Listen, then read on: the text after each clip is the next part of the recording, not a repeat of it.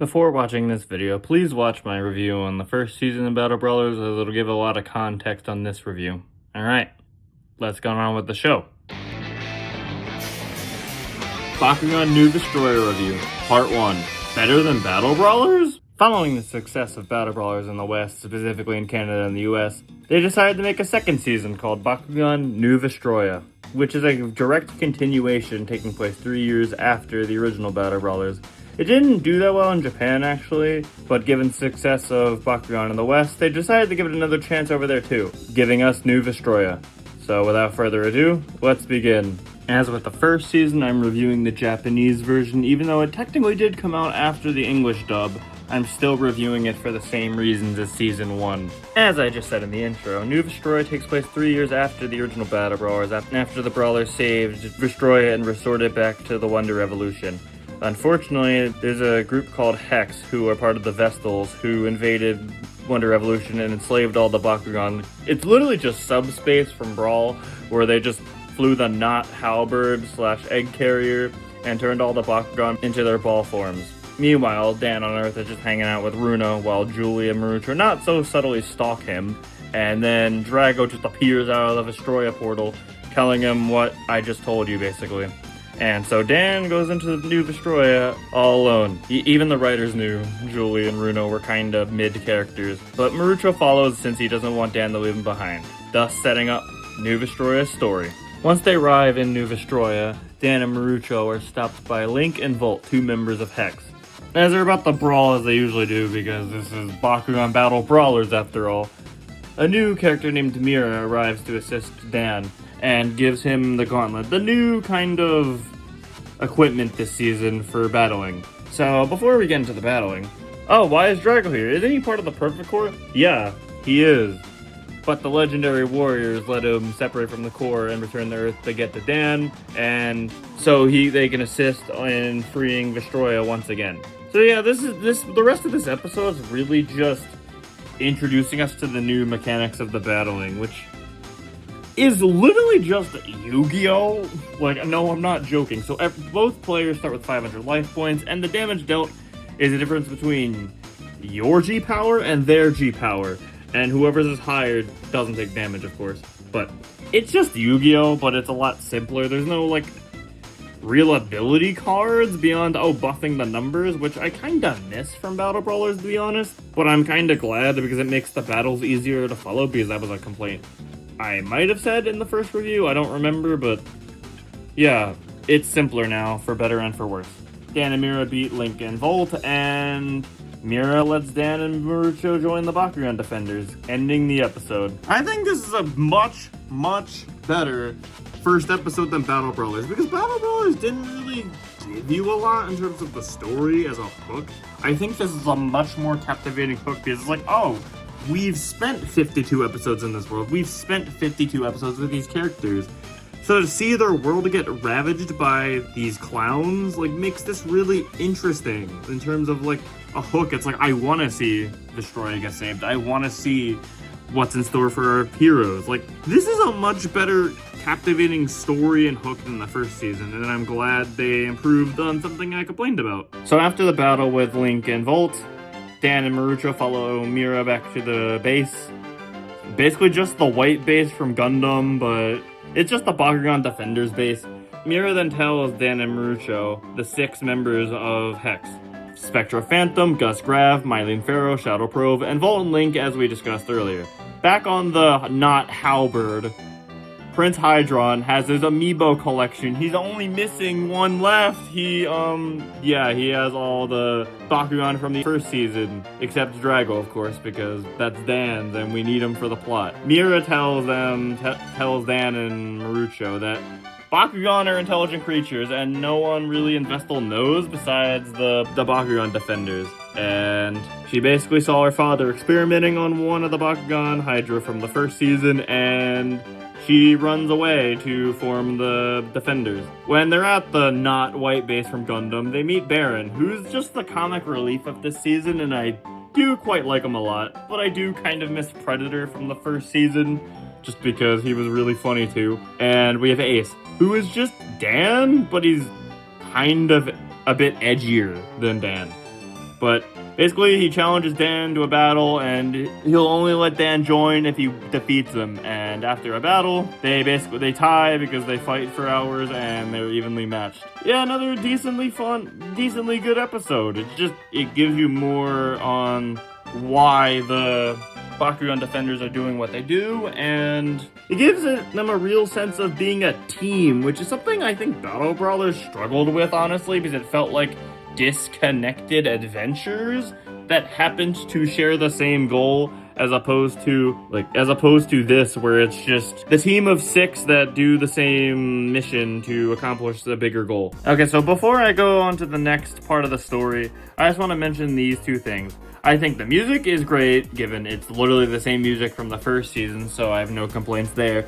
And the animation is a gigantic step up from the first season. Like, there are way less shots that look off-model or really awkward to look at. I think they did a really good job with this season, honestly. Like, they have much more consistent lighting, much more consistent proportions for the characters, and action sequences that look even better than the best of Battle Brawlers. They did a great job here, and a nice improvement from the first season. We're then told the Bakugan Defender's goal: to destroy the 3-dimension controllers spread throughout New Vestroia in Alpha, Beta, and Gamma cities. Yeah, so we actually have a goal, unlike the first season where it was just, oh yeah, Masquerade just sends his little goons to use death cards and go make the Bakugan go to the death dimension. I think this is a lot more compelling of a plot, to be honest. This episode is literally just Baron needs to train to be on the same level as Dan, and Shadow bat brawls him, and Baron wins. There's some tension here, actually, because there's a rule I didn't mention yet, is if the person you're battling beats you by 500 or more points in terms of your G power, they take your Bakugan. No, like, they just straight up take it.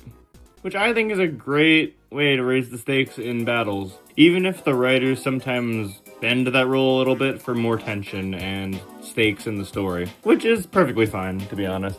Given how much he misses, Predator wants a new Bakugan partner so he can help the rest of the team out. So he goes on a search to find one. Marucho eventually does find one named Elfin, who's just a Sailor Moon frog. She initially declines because she's waiting for a better partner or whatever. So Elfin tests him and he fails spectacularly, but then Mylene shows up to battle Marucho and they challenge her. So yeah, she beats Marucho pretty badly, and right when she's about to take Elfin, due to the rule I mentioned just a little bit ago, a hooded figure that is totally not Shun saves Marucho at the last second, and they win the day. On the way to Alpha City, Mira gives Dan a Bakugan called Scorpio, who was found on the way to Alpha City. And this episode's just Gus versus Dan, and Dan loses. Yeah, Gus is too strong, so a little later, Dan is challenged to another battle with Gus, so he sneaks out from the base to challenge him, and Spectra joins in on the fight, and Dan is losing once again. Shun comes out of nowhere, yes, it was indeed Shun who upped Marucho before, and they beat Gus and Spectra. So the reason Shun got here was a portal opened right in front of him when he was doing his little ninja training. So yeah, that's why I didn't mention it, but Dan couldn't communicate back to Shun in episode 1 when Dan was hanging out with Runo. Shun rescued Ingram from the not Halberd, and they're on their way to Alpha City once again, and Shun is going to help them break into the city. Once they get to Alpha City, Shun lets them know the way to get into the city through the ventilations, and Mira splits off from the rest of the defenders since she has her own mission, which was alluded to a couple times in the previous episodes, but I didn't mention it until now. She wants to find her brother. He went missing around the time when Mira found out that Bakugan are sentient beings, so she sets off to find him. So she heads back home and finds a computer with the most unergonomic keyboard I've ever seen, and she can't find anything. And her dad comes and basically tells her, yeah, he's dead. Father of the year, everyone. So Mira headed off to the lab after her dad left, so she witnesses the first Mecha Bakugan, Altair. Mira is confronted by Link, who uses said new Mecha Bakugan, and eventually the Mecha Bakugan overloads, and Mira wins the fight, while Professor Clay uses the data from that battle to make Altair potentially stronger. Yeah, I really like this episode. It raises the stakes and gives Mira an actual place in the plot, instead of just being the girl character, which I think Runo and Julie fell into and Alice tried to avoid, but I think Masquerade wasn't interesting enough to warrant that. Yeah, great episode. I think New Vestroia has a much more interesting plot in general and generally raises the stakes a lot better than the first season. So the plan to destroy the Alpha City Dimension Controller is that they're going to overload it with the Bakugan battling energy, because it'll overload the controller because it draws its power from said Bakugan battles. I actually really like this set of episodes. Yeah, it flips the tournament arc that animes of this kind actually use, and use it as more of a team effort, which feeds into the fact of why I really like the team aspect of this season more than the first season. Yeah, as they're sneaking around in the Alpha City tournament stadium, Mira notices Spectra tosses his Bakugan in the exact same way her brother does. Yeah, I'm gonna come out and say it. Yeah, they don't even attempt to do the whole mystery thing for as long as Masquerade, and on one hand, I'm glad they don't, because Masquerade was so obvious that it kind of killed any suspense of the reveal, but I wish they held it out a little longer, because the audience knows who it is, but unfortunately the characters don't know yet. So I'm going to speed through the next couple episodes. Essentially, the Brawlers win their way up the tournament, and Ace and Shun do.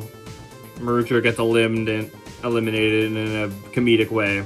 They win the tournament, and Dan and the others overload the controller, thus freeing all the Bakugan in Alpha City, which I actually really like that, the citizens of Vestal are starting to understand that the Bakugan are more than just toys that are enslaved for their enjoyment.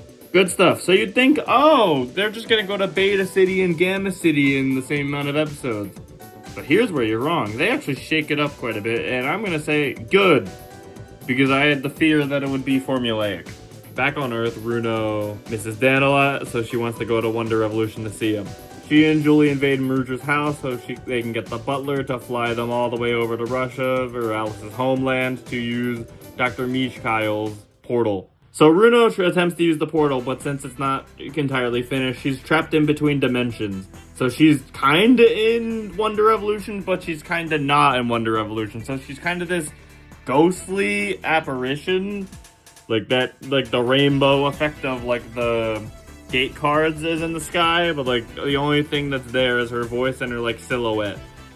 So basically Hex just wants to stop Runo from being in Wonder Revolution or in Earth. They just want to trap her for reasons. Dan eventually does get her back to Earth, but at a cost. Spectra, Gus, and Link follow her through the portal too, and Mira and Baron are there too. So Dan, Runo, and Mira and Baron make it back to Earth through the dimensional teleporter again. But Spectra, Gus, and Link come back. Oh no! So before Spectra leaves Alice's lab, he kidnaps Runo Persona 5 style. No, I'm not kidding. 何が目的だその答えは You never see it coming. You see that my mind is the best for. Yeah, so they split up to try to find her, and so the Cliff Notes version is Spectre's actually against Prince Hydron because he wants to team up with Dan to take him down. Of course, Dan is not buying any of that because he just kidnapped Runo and is the head honcho of Hex. Why would you believe him? Then Alice remembers she's Masquerade for once and warps using the warp card she had as Masquerade, so she can teleport both Spectra and Gus back to the lab so they can go back to the Wonder Revolution. So she had this entire time. Okay. Unfortunately, Spectra and Gus teleporting back came at a cost. It broke the teleporter before Mira and Baron can go back to the Wonder Revolution along with Dan. So, yeah. So for now, they're all gonna crash at Dan's house. Mira and Baron are stuck on Earth given the events of the last 2 episodes, so they decide to go to an amusement park since they need a break from all the action they've been having this season. And Spectre and Gus actually aren't in Wonder Revolution. The portal actually just teleported them into the Ferris wheel, Pokemon Black and White style. Mira wants to know if Spectre is actually her brother or not, so she wants to battle him, but Gus steps in his place. If she loses, she joins Hex. If she wins, then she will know who Spectre is.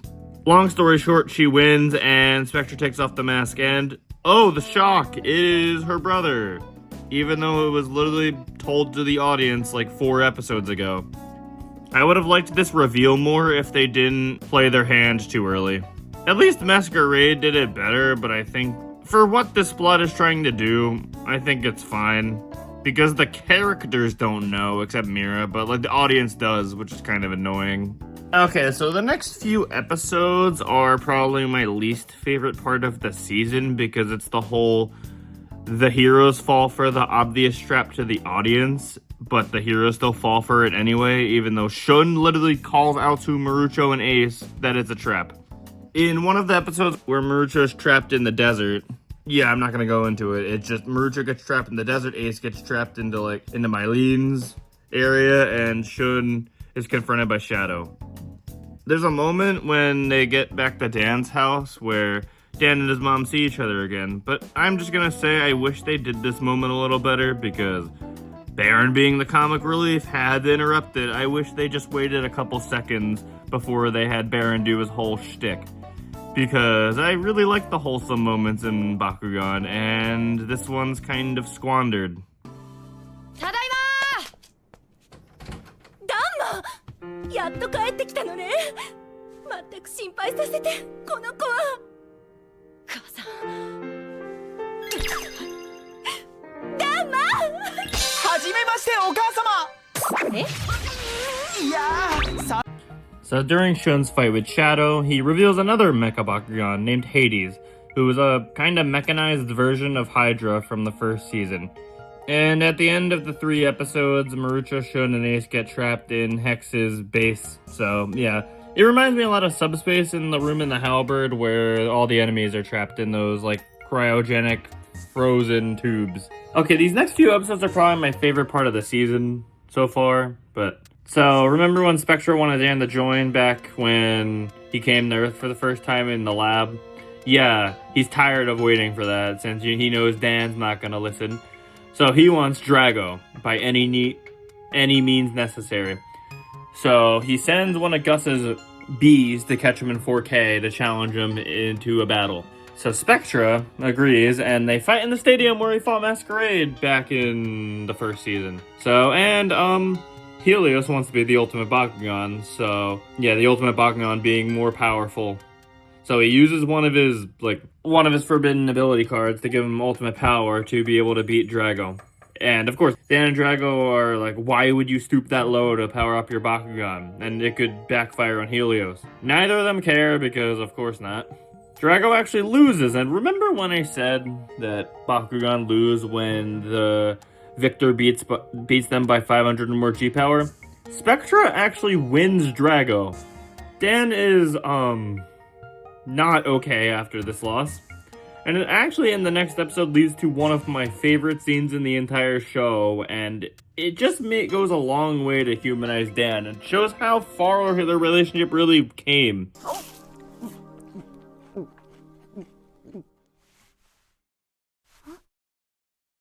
味がしねえ。え？何も感じねえ。何も。気丈に振る舞ってはいたものの、心で泣いてる。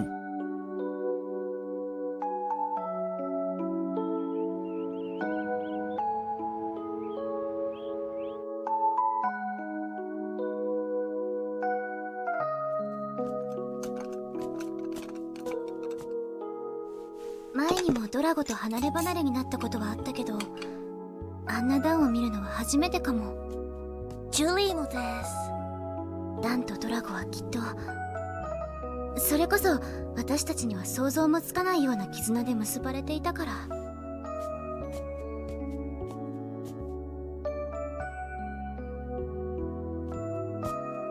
大丈夫。きっとあの子は立ち直るわ。So, Dan trains for the rematch for Spectra, and he eventually stumbles into Fafnir from the first season, one of the Guardians. And, Fafnir came to Earth to get Drago back because the Perfect Core is being unstable. Because remember, Drago's not in Vestroia anymore because he's still on Earth with Dan. So, yeah, that's kind of an issue.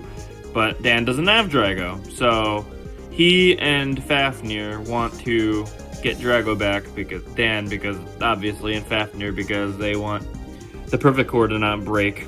Fafnir goes to Earth in his ball form to help out Dan, and they rematch Spectra, and Drago isn't himself anymore. Spectra used some forbidden ability cards to control him, and he basically is just Shining Charizard. Yeah, Spectra, you should keep that. It looks really cool. But through the power of Fafnir using Dragon Proudia to transform into a literal trident, he's able to restore Drago back to normal.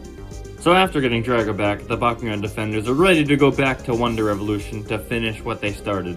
And Dan wants to bring Bruno, Julie, and Alice along, but unfortunately, since they don't have gauntlets, they can't go because Mikhail used Vestal technology to fix the teleporter quicker, so unfortunately, yeah, they can't come. Oh no. So Alice uses her Masquerade teleporter card to go to where they're meeting. Link convinces Alice to bring him to Battle Tower so that he can go back to the New Vestroia, but uh-oh, it's a trick. Who could have seen that coming? And they meet at the tower, and Fafnir opens the portal, but oh no, Spectra, Gus, and Link ambushed them? Who could have seen that coming? And oh no, Mira betrays them. Yeah, she betrays him because, Dan almost caught her in 4K. Like, he actually caught her on the phone, but she said it was from Runo, but actually, no, it was Spectra. She gave him the lore dump that Spectra is her brother, but it's kinda obvious at this point. Dan and Baron go back to New Vestroia to finish the fight. So Dan and Baron return back to the not white base again, and Chun, Ace, and Marucho aren't there. Yeah, because they're trapped, but they don't know that yet. They realize they were headed to Beta City. Meanwhile, Spectra, Gus, and Link return as well. Mira's on their side now, but, you know, she actually isn't evil. She just wants to find out what the heck Spectra is up to, what her brother's up to. She finds the Marucho, Shun, and Ace in the subspace room and tries to free them until Spectra runs into Mira. Basically, he's like, yeah, I'll free them if you do me a favor. And she agrees. So they're free now. Dan and Baron go to Beta City and are stopped by Mylene and Shadow, and of course, Drago using his Perfect Core again. The Perfect Core is really strong, so yeah, no match for that. And they destroy the Beta City controller. So Mira's still unsure of what her brother's up to. The gang heads to Gamma City for the final controller. Yes, this show is paced really awkwardly. Like, the middle is kind of just there, and then they just go for the controllers at the last 5 or so episodes. Spectra and Mira eat in Spectra's fancy pants table, and Spectra asks if she wants to join him, and she's unsure. So she hit the hay for the night, and she gave her answer. If she wins, Spectra is not Spectra anymore and will become her brother again. And if she loses, she will serve Spectra. Or they actually agree to this, and they fight. However, Helios pulls a Metal Sonic from Sonic Heroes and becomes a cyborg. Like, he cybernetically modified his body to be stronger. Remember when Spectra had Drago? Yeah, he collected all the data. Literally just Metal Sonic from Heroes. Like, he collected all the data to get the perfect core energy, like, data, so he can use that kind of power for himself. So he's gonna be the strongest Bakugan ever. Honestly, I think Helios is an actual parallel to Metal Sonic in Heroes anyway. Like, he wants to be the one ultimate Bakugan, when Metal Sonic in Heroes he wants to be the one and only Sonic. Yeah, I might play a few clips of Metal Sonic from Heroes, actually.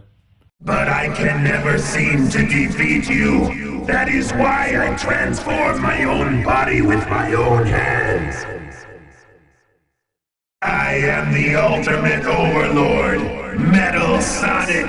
I am the real Sonic.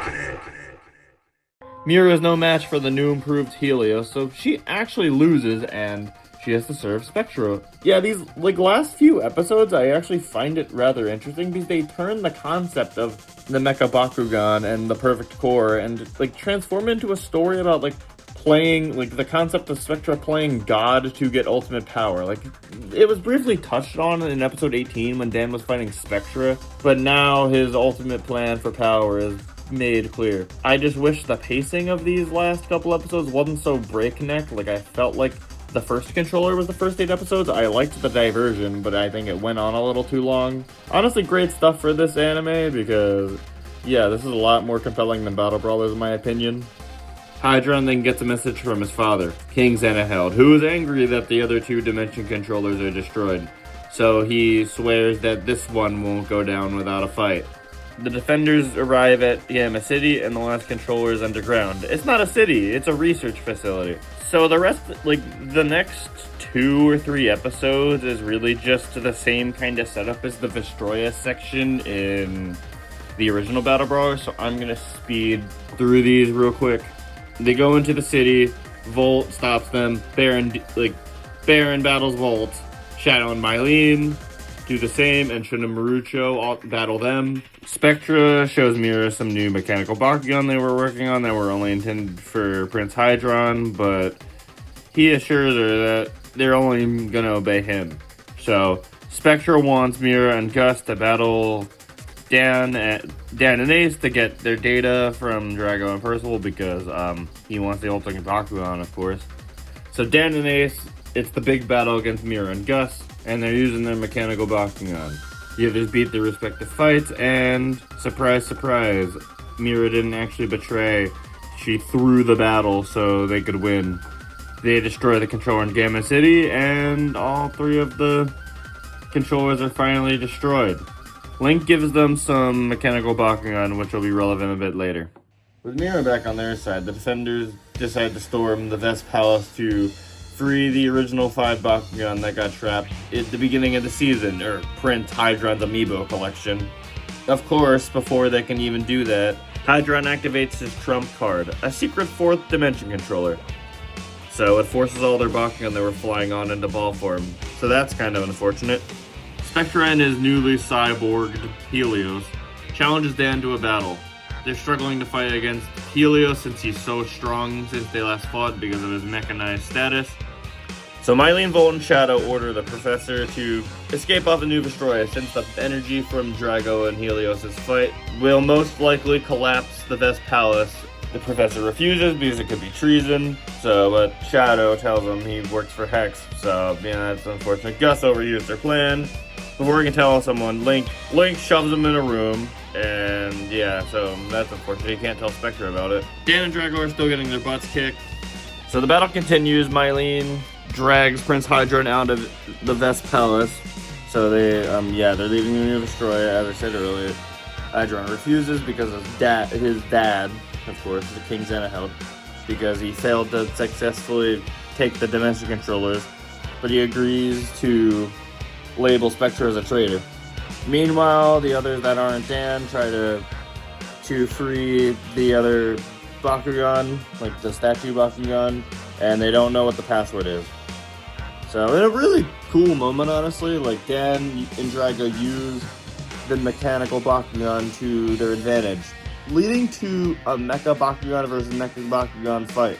And this is where I want to mention Dan and Drago are kind of like Sonic, and Spectra and Helios, as I said before, is like Metal Sonic, where Dan and Drago want to protect the natural beauty of the Bakugan world, while Spectra and Helios don't have no regard for that and just want to play God for ultimate power. And I really like this contrast. This is way more interesting than Masquerade is at it again. Oh darn, I liked his death cards in the first season. They had stakes and tension, but as a character, I don't really care for Masquerade, as I went into in the last video. The others discover the code, and the original Bakugan are freed. So that means my GOAT Predator is back. So Dan and Spectra continue on with their battle, as the other Bakugan are freed from their Amiibo collection prison.